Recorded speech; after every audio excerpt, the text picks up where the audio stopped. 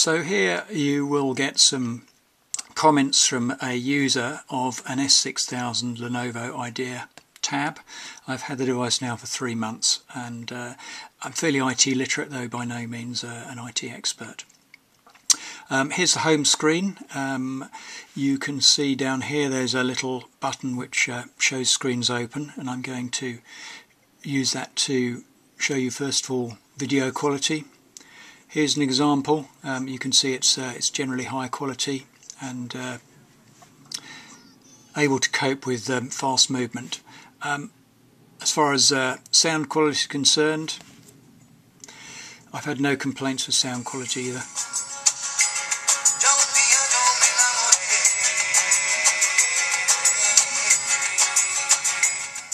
Bit difficult to demonstrate on a YouTube video, but generally good sound quality, no complaints there. Another positive, battery life. Battery life, I would say, has been exceptional. I've used a number of devices, phones, etc., and always they've been left me wanting extra life. This device I've used up to 3 evenings sitting on the sofa, and the batteries lasted for 3 evenings. It's not very scientific. They say it'll last up to 9 hours.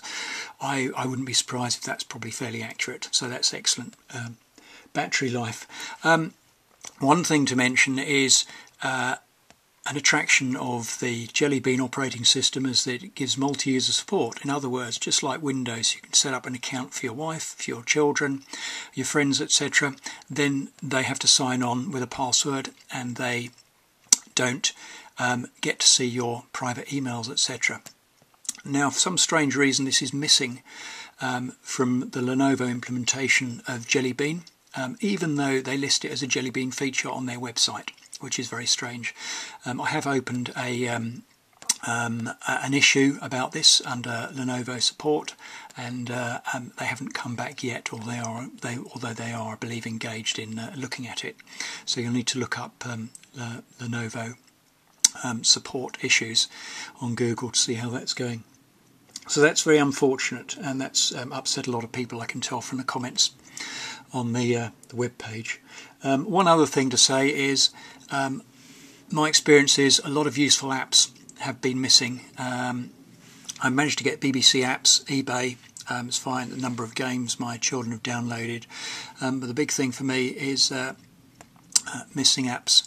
For instance, if I look at Zoopla. Zoopla is a UK major property portal.